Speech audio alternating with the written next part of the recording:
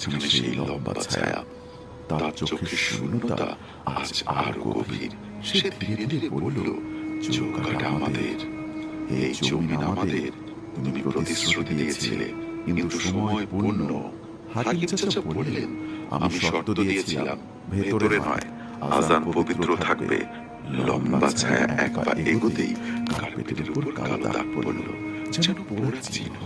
সে বলল, পবিত্রতা স্বীকৃতি চায়। তুমি তাদের নাম উচ্চারণ করনি, তাদের জন্য দোয়া করনি, তাই তারা অস্থির। আমার শরীর শীতল হয়ে গেল। হাকিম চাচার চোখে এবার দ্বিধা। তিনি বললেন, আমি জানতাম না তাদের নাম, আমি শুধু আজান দিয়েছি। ছায়াটা গর্জে উঠল, অজ্ঞতা মুক্তি নয়। এই বলে সে হাত বাড়ালো।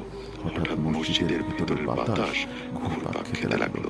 মিনারের লাউড স্পিকার নিজে থেকেই কাঁপতে শুরু করলো। একটা বিকৃত